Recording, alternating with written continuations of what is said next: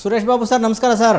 ನಮಸ್ತೆ ನಮಸ್ತೆ ಸರ್, ತಮ್ಮ ಕ್ಯಾಂಡಿಡೇಟ್ MLC ಕ್ಯಾಂಡಿಡೇಟು ಗೆಲ್ಸ್ಕೊಳ್ಳೋಕೆ ಏನೇನು ಸ್ಟ್ರಾಟಜಿ ಮಾಡಿದ್ದೀರಾ ಸರ್? ಏನೇನು ಸಾಧ್ಯತೆಗಳಿದೆ? ನಂಬರ್ಸ್ ಹೇಗಿದೆ ಸರ್? ಈಗ ನಮ್ಮಲ್ಲಿ 18 ನಾವೆಲ್ಲ ಫರ್ಮ್ ಆಗಿದ್ದೀವಿ. ಹಾಂ ಸರ್. ಜೊತೆಯಲ್ಲಿ ಬಿಜೆಪಿಯಿಂದನೂ ಕೂಡ 5 ವೋಟ್ಸ್ ಬರ್ಬೋದು. ಹಾಂ ಸರ್. ಆ ಥರ ಇದು ಮಾಡ್ಕೊಂಡಿದ್ವಿ. ಮತ್ತೆ ಬೇರೆ ನೋಡೋಣ ಏನೇನು ಆಗ್ತದೆ ಅಂತ ಹಾಂ ಸರ್. ಸ್ಟ್ರಾಟಜಿ ಮಾಡ್ತಾ ಇದ್ದೀವಿ. ಸಾಕಾಗಲ್ವಲ್ಲ ಸರ್? ಹಾಂ ಸಾಕಾಗಲ್ವಲ್ಲ ಸರ್? ಬೇಕು. ಏನಾದ್ರು ಸ್ಟ್ರಾಟಜಿ ಮಾಡಿದ್ದೀರಾ ಸರ್ ಕುಮಾರಣ್ಣ ತಾವು ಎಲ್ಲ ಸೇರಿ? ಖಂಡಿತ ಇದು ಮಾಡಿದ್ದಾರೆ. ಹಾಂ ಸರ್. ಅದೆಲ್ಲ ಅವರು ವರಿಷ್ಠ ಕೂತ್ಕೊಂಡು ಮಾತಾಡಿದ್ದಾರೆ.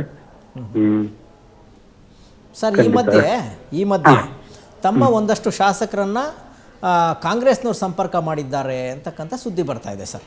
ಅದ್ರ ಬಗ್ಗೆ ತಮ್ಗೆ ಏನಾದ್ರು ಮಾಹಿತಿ ಸರ್? ಆ ಥರ ಮನಸ್ಥಿತಿಯವ್ರು ಯಾರು ಇಲ್ಲ ನಮ್ಮಲ್ಲಿ.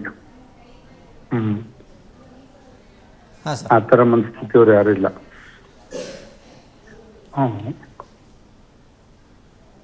ಈ ಸಂದರ್ಭದಲ್ಲಿ ನಮ್ಮಲ್ಲಿ ಯಾರು ಕೂಡ ಆ ಮನಸ್ಥಿತಿಯವರಿಲ್ಲ. ಎಲ್ಲರೂ ಕೂಡ ದೃಢವಾಗಿ ಇವತ್ತು ಕೂಡ ಮೀಟಿಂಗ್ ಇತ್ತು ನಮ್ದು ಸನ್ಮಾನ್ಯ ಕುಮಾರಸ್ವಾಮಿ ಸಾಹೇಬ್ರ ಮನೆಯಲ್ಲಿ. ಎಲ್ಲರೂ ಅಟೆಂಡರ್ ಆಗಿದ್ರಾ ಸರ್? ಎಲ್ಲರೂ ಬಂದಿದ್ರು. ಹಾಂ ಸರ್. ಅದರಿಂದ ಯಾವುದೇ ಸಮಸ್ಯೆ ಇಲ್ಲ. ಖಂಡಿತ ಗೆಲ್ತಾರೆ ನಮ್ಮ ಕ್ಯಾಂಡಿಡೇಟು. ಹಾಂ ಸರ್. ಆ ರೀತಿನಲ್ಲೆಲ್ಲ ಸ್ಟ್ರಾಟಜಿ ನಡೀತದೆ. GT ದೇವೇಗೌಡರು ಸರ್ ಬಂದಿದ್ರಾ ಸರ್? ಅಟೆಂಡ್ ಮಾಡಿದ್ರಾ ಸರ್? GT ದೇವೇಗೌಡರು ಇರಲಿಲ್ಲ, ಅವ್ರದ್ದು ಒಂದು ಫಂಕ್ಷನ್ ಇತ್ತು. ಹಾಂ ಸರ್. ಹಾಗಾಗಿ ಮೈಸೂರಲ್ಲಿ ಫಂಕ್ಷನ್ ಇತ್ತು. ಹಾಗಾಗಿ ಅಲ್ಲಿ ರೇವಣ್ಣ ಅವರು ಅಲ್ಲಿಗೆ ಹೋಗಿದ್ರಿಂದ ಅವ್ರು ಬಂದಿರ್ಲಿಲ್ಲ. BJP ನಾಯಕರ ಜೊತೆ ಮಾತಾಡಿದ್ರಾ ಸರ್? BJP ಮಾತಾಡಿದ್ದಾರೆ ನಮ್ಮ ವರಿಷ್ಠರು, ಅವರು ವರಿಷ್ಠರು ಇಬ್ರು ಮಾತಾಡಿದ್ದಾರೆ. ಕುಮಾರಸ್ವಾಮಿ ಸಾಹೇಬರು ಮಾತಾಡಿದ್ದಾರೆ.